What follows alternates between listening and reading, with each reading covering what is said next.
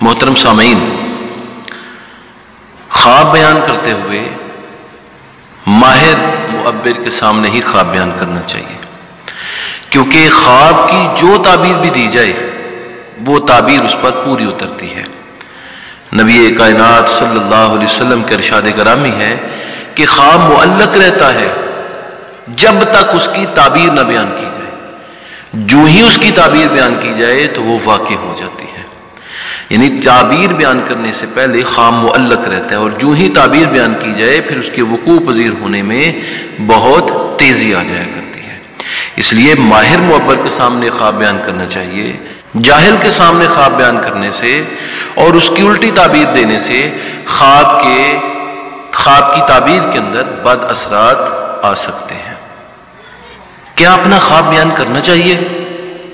جی، اپنا خواب بیان کرنے سے حتی الامکان بچنا چاہیے، خصوصاً اس طرح کا خواب جو کہ تکلیف اور اذیت کا سبب ہو اور جو انسان کو معلوم ہو رہا ہو کہ اس کی تعبیر درست نہیں آئے گی۔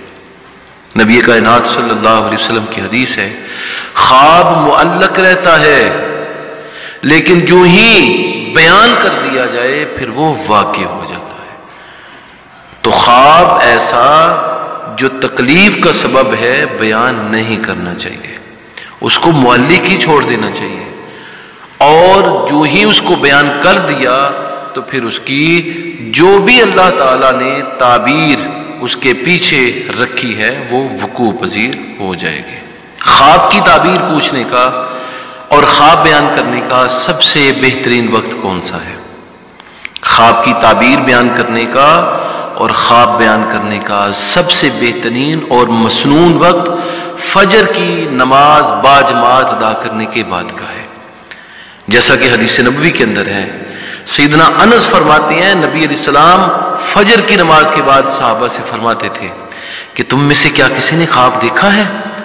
اگر کسی نے خواب دیکھا ہوتا تو وہ بیان کرتا اور نبی علیہ السلام اس کی تعبیر بیان کرتے، اور اگر کوئی بھی نبی علیہ السلام کے سامنے اپنا خواب بیان نہ کرتا اور رسول اللہ نے کوئی خواب دیکھا ہوتا تو نبی علیہ السلام وہ خواب بیان کرتے اور پھر خود ہی اس کی تعبیر بیان کرتے۔